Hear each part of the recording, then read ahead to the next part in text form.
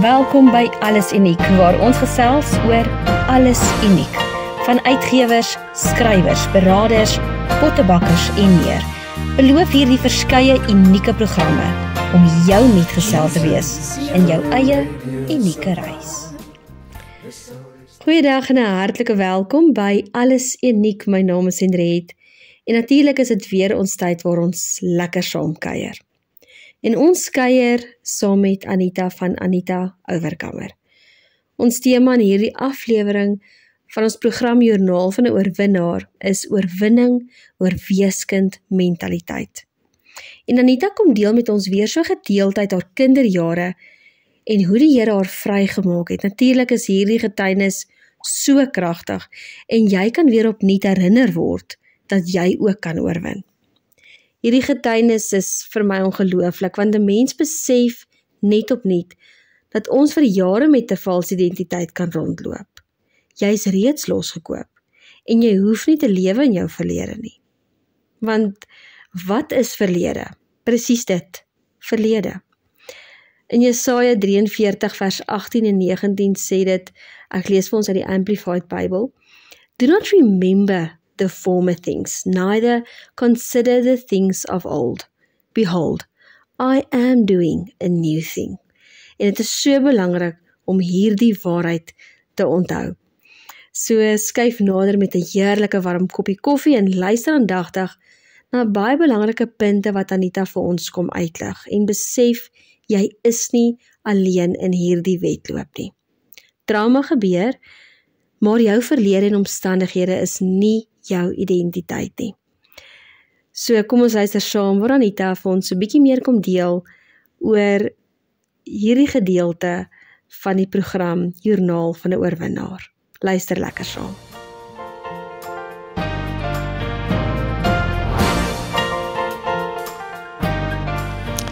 Goeiedag al die oulike luisteraars van Alles Uniek.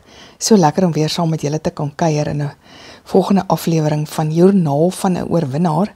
My naam is Anita en dit is my voorreg om sommer net gedeeltes te deel, oorwinnings te deel uit my lewe uit. Net omdat die woord sê, we overcome by the blood of the lamb and the word of our testimony. Ons oorwin deur die bloed van die lam en die woord van ons getuienis. En hierdie is eintlik maar bedoel om as 'n getuienis te wees elke aflewering en om wie ook al daar buite wat in daai spesifieke area sukkel te bemoedig en te kan sê, weet jy wat, daar is hoop, daar is oorwinning, ons kan oorwin. So in vandag se aflewering wil ek met julle bietjie gesels uit 'n gedeelte uit my lewe uit. Ek het al so bietjie in die vorige kere gepraat van dat ek aangeneem is. En maar vandag wil ek so bietjie meer die vergrootglas op dit gaan sit, nog steeds onder die, ek wil amper sê die titel van identiteit, maar in 'n ander area waarin ek vreeslike stryd gehad het, was in die feit dat ek 'n aangenome kind was. Nou, ek wil so 'n stukkie vertel. Ek was 9 jaar oud, standaard 1, die ou standaard 1, graad 3 in vandag se tyd. En ek en my maat het op die speelgrond gespeel en daar was 'n prefek, sy was nou standaard 5, graad 7 in vandag. En ek het haar goed geken, was redelik bang vir haar gewees. Sy was ons bure se anderkant bure, sal ek nou maar sê, aan die ander kant op die plaas, so sy was wel bekend aan my. Maar sy kom toe na my toe en my maat, sy was aangestel om toesig te hou by die speelgrond, sy een van haar vriendinnetjies, ander prefek, en hulle kom staan daar by ons, en sy kyk my reguit en sy sê vir my, so, vou sy haar hande so voor haar bors, en sy sê, so, hoe voel dit om 'n optelkind te wees? En nou, daai groot woord vir 'n standaard 1 kind, 'n 9-jarige kind, wat se ding is dit? En ek en my maats het net gegiggel en vir mekaar gekyk, en nie een van ons het geweet waarvan praat sy nie, en ja, jy's verleë en giggel, en die middag gaan ek huis toe, en ek sit aan die etenstafel, en ek vra vir my pa, papa, my ma sit by, en ek vra, wat se ding is 'n optelkind? En hy sê vir my, hoekom vra jy dit? En ek sê, want die meisiekie het vir my vandag gevra, hoe voel dit om 'n optelkind te wees? Is ek 'n optelkind? Hoekom vra sy dit vir my? En ek sien my pa kyk so vir my ma, en ek tog toe, okay, maar jy kan mos nou dadelik half en half aan lyftaal sien, okay, hier's nou 'n senuwee raak getrap. En my pa kyk haar so, hy sê, ja, ons sal vanaand met jou gesels daaroor. Lang storie kort, die aand na huisgodsdiens vat my pa my na hulle kamer toe en hy en my ma sit daar en hy hof my 'n dokument uit. En hy sê vir my, hierso is jou dokument en dit is nou jou geboortesertifikaat. Jy is geregistreer as dit en dit, maar ons het jou nie, mamma het jou nie in haar maagie gedra nie. Jy het 'n ander mamma en pappa, maar hulle is oorlede in 'n ongeluk en jou ouma kon nie meer na jou kyk nie en so het ons jou aangeneem. Ons is nou jou mamma en pappa. So nou, dit was 'n aanvanklike skok vir my. En maar wat weet 'n kind, jy het mos nie die emosionele volwassenheid om daai tyd te besef wat se emosies ervaar jy nie. Eintlik moet ek sê, was ek net so bietjie teleurgesteld. Ek het so 'n effense diskonneksie gevoel as ek nou terugkyk. En terugkyk, ja, ons sien 'n mens mos baie tekens, maar daai tyd weet jy dit nie. My ma het altyd vir my gesê, sy wou my nie eintlik aanneem nie. Sy wou 'n seun aanneem. Sy het my pa net 'n guns gedoen. So sy wou my nie eintlik gehad het. Sy wou 'n seentjie gehad het. So ek het groot geword met die feit dat my ma altyd dit vertel het. Sy wou nie 'n dogter aanneem nie. Sy wou my nie gehad het en sy wou 'n seun gehad het. So maar altyd vir my gevoel, sy tolerate my net. En my pa het my wel geselebrate, as jy nou die verskil kan hoor. Maar later jare het ek, jy weet nou, ek meen as jy nou dink, my ma was 19 toe sy swanger geraak het met my en my biologiese pa se familie wou nie 'n huwelik goedkeur nie, so my ma is op haar eie gelos. So die fetus het alreeds verwerping beleef. Sy het met 'n gewelddadige man getrou wat haar verskriklik mishandel het terwyl sy swanger was en nog 7 maande na my geboorte was sy nog by hom. So daar was baie trauma en geskree en geslaan en goeters wat ek moes aanhoor. En ek meen, jy kan vir jouself dink wat se verwerping en trauma dit vir 'n klein kind is. Om te weet jy is nie welkom nie. Die gees van die fetus weet. En so ek het eintlik groot geword met 'n 3-dubbele tou van verwerping, want ek het alreeds die verwerping in die moederskoot ervaar. Ek het ervaar my aanneem mamma wil my nie eintlik gehad het nie. 'n Dogtertjie was haar tweede keuse en later het ek 'n swangerskap gehad op skool in matriek en ek is getroud en ek het gevoel my man moes met my trou. Dit sou nie dalk sy eerste keuse gewees het nie. So ek het maar eintlik grootendeels 'n groot gedeelte van my grootwordjare en van my volwasse jare het ek maar 'n diep wond van verwerping gehad. En baie van dit het te doen gehad met die feit dat ek 'n aangenome kind was. Familie, een kant van my familie het my altyd eintlik half en half soos 'n laslappie gesien. Hier en daar was daar, die ander kant van die familie het my altyd geselebrate. Een kant van die familie het my eintlik maar so half getolerate, jy weet, jy is nou maar aangelap, jy weet, jy is nou maar hier, en so aan. Ek het het gevoel, ek kon nooit my vinger daarop sit nie, maar later jare dan leer jy mos nou, wat is dit wat jy beleef het? En ek het altyd gevoel, jy weet, daar is sekere niggies wat neerkyk op my, en wat nie met my wil speel nie, en so aan. Maar in elk geval, kinders is mos maar wreed, ons ken mos nou die storie. So, ja, ek moet sê, tot ek 25 was, het dit my nie regtig gepla dat ek 'n aangenome kind was nie. Ek het maats gehad op skool wat ook aangenome kinders was, en ons het maar so nou en dan met mekaar gesels, en eintlik maar, ek wil amper sê, onsigbare band gevorm van, ja, ons is almal in hierdie storie, weet, ons dra dieselfde merk, wil ek amper sê. En tot op 25, toe ek 25 was, het ek 'n obsessie begin ontwikkel om my mense te soek. Toe hierdie ding my gejaag. En ek het navraag gedoen en ek gaan nou baie lang stories kort maak.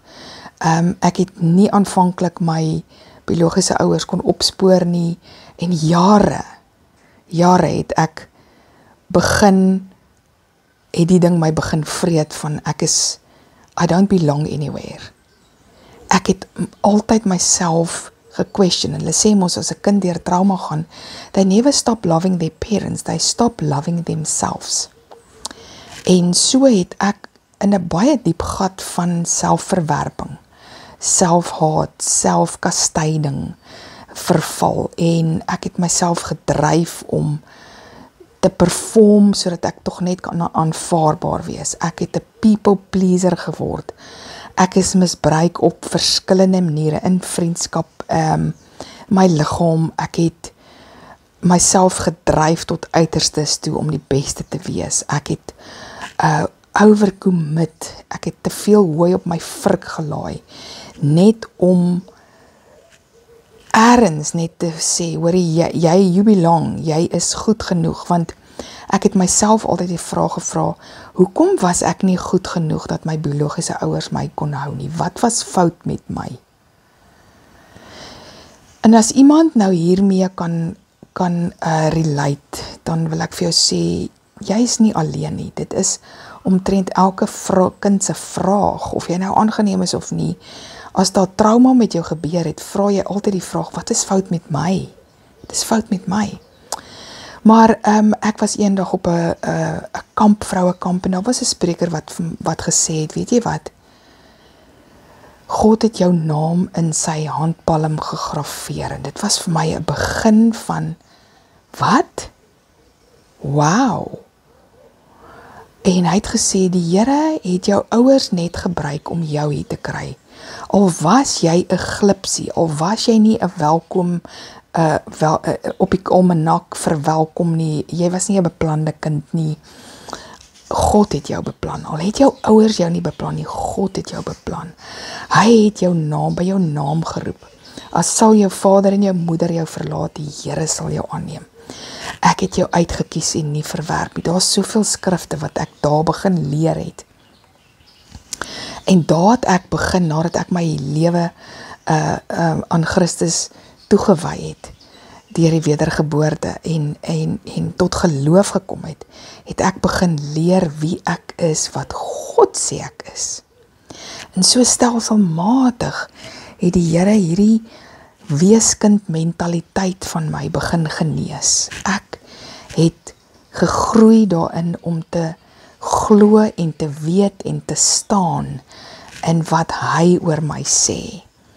En soveel so dat toe ek my biologiese ouers uiteindelik opspoor, 3 jaar na mekaar, dat ek so, ek wil amper sê rooted en grounded was, en so geliefd was, dat ek geen weeskind mentaliteit meer gehad het. En niks het eintlik, nie alles het ontwikkel soos die mense het nou self wou gehad het, as jy nou jou biologiese ouers ontdek nie. My pa is kort nadat ek hom ontdek het, is hy oorlede. Ek en my ma het nie die band gehad wat ek gedink het ons sou hê nie. En so mens, dinge werk nie uit soos wat jy wil nie, maar ek wil vir jou so 'n bietjie praat oor die weeskind mentaliteit, wat maak dat jy baie keer vir mense kan vertel hoe lief God hulle het. En jy is so oortuig. Jy oortuig hulle so van God se liefde vir hulle. Weet jy hoe lief die Here jou? Maar dit is asof jy jou hande uitstrek na boontoe, en God se liefde ontvang vir hulle. Nie vir jouself nie, vir hulle. So jy kanaliseer daai liefde weg van jou af na ander toe. En jy word liewer vir ander mense. Jy het ander mense so lief. Jy oortuig hulle van God se liefde, maar dis asof jy deur 'n glasruit aan die buitekant staan soos 'n weeskind. Jy is nie oortuig van God se liefde vir jou nie. En dis wat die weeskind mentaliteit aan ons doen. En wat my kom genees het daarvan is om te begin glo. Iemand het eendag vir my gesê, jy moet besluit wat wil jy glo. Wil jy glo God is net goed? Wil jy glo God bring slegte goed oor ons? Wat wil jy glo oor God? As jy kyk na Johannes 10 vers 10, wat wil jy glo oor God se karakter? En ek moes 'n besluit maak van wat ek gaan glo. En daarvolgens sê die woord, laat dit vir jou wees volgens jou geloof. En ek het begin glo dat God net goed is, dat hy goeie dinge vir my beplan, dat hy vir my lief is, ja, dat hy my gaan tugtig deur sy woord. En deur sy Heilige Gees gaan oortuig. En so algaande het hy die weeskind mentaliteit, die leiers, die lagies afgeskil en afgeskil en afgeskil, totdat ek meen mense is nooit op 'n plek waar jy kan sê, I've arrived nie, maar ek kan vir jou van die dakke af uitroep, ek is 'n aangenome kind, ek is 2 keer aangeneem, 1 keer deur my ouers, en die volgende keer deur God, en ek weet hy het my aangeneem as sy eie, ek sê, ek is so tuis by hom, jy weet, as jy by jou ma se huis is, dan vat jy sommer 'n sluk uit die melkbottel uit, so tuis moet ons wees in die Vaderhuis. My gebed is dat jy ook sal genesing vind, en aanvaarding sal vind, en aanneming vind deur ons Vader, dat jy so tuis sal wees in sy Vaderhuis, dat jy melk uit die bottel sal drink. Geliefde, ek groet tot volgende keer. Ek hoop hierdie was vir jou 'n inspirasie. Baie liefde. Totsiens.